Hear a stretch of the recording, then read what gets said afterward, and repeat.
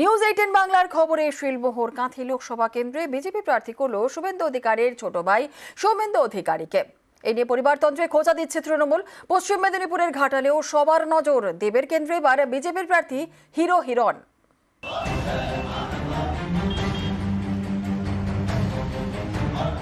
পূর্ব মেদিনীপুরের দুটি লোকসভা আসন কাঁথি ও তমলুক, দুটি আসনেই অনেক দিন ধরে অধিকারী পরিবারের দখলে।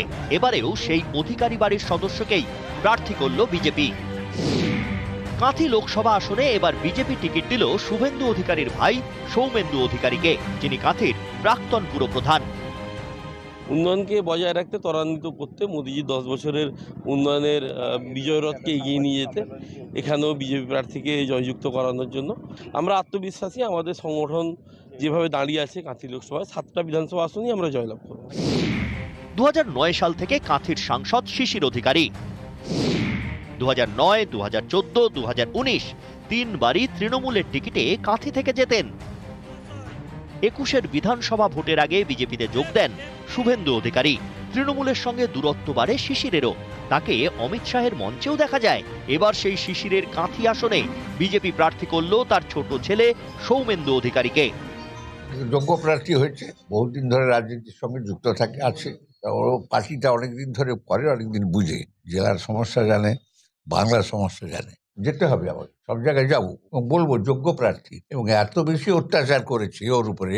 কতটা সময় দেবেন বিজেপির হয়ে? আমি একবার 100 টাইম দেবো, আমার কোনো অসুবিধা নেই। ওর আছি তো মোদির সঙ্গে, অমিত শাহের সঙ্গে আছে।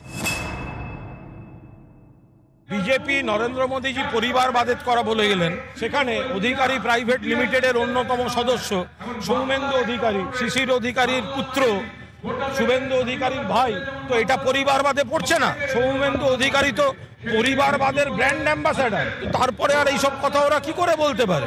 তিনি যেমন পারিবারিক সূত্রে আমার ছোট ভাই, সাথে সাথে তিনি একজন ভারতীয় জনতা পার্টির কার্যকর্তা। দল মনে করেছে, তাই তাকে দিয়েছে, ভ্রাতা হিসেবে তিনি টিকিট পাননি। কাঁথিতে সৌমেন্দুর বিজেপি প্রার্থী হওয়ার সম্ভাবনার কথা আগেই দেখায় নিউজ 18 বাংলা। শনিবার সন্ধে সেই খবরেই শিলমোহর পড়ে।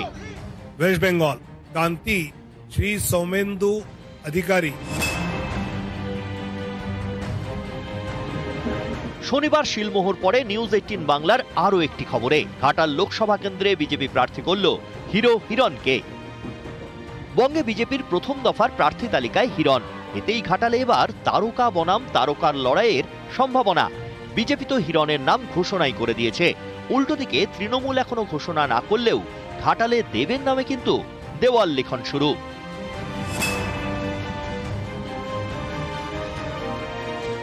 সম্প্রতি নানা জল্পনার শেষে ঘাটালের তৃণমূল সাংসদ দেব জানান, 24-এর লোকসভা ভোটে লড়লে একমাত্র ঘাটালেই তিনি প্রার্থী হতে চান।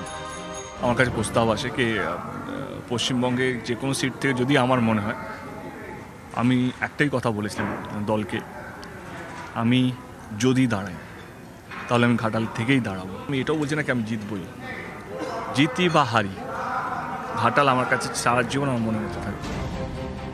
তৃণমূল এবারও দেবকে ঘাটালে প্রার্থী করলে পশ্চিম মেদিনীপুরের এই লোকসভা কেন্দ্র দেখবে তারকা বনাম তারকার লড়াই।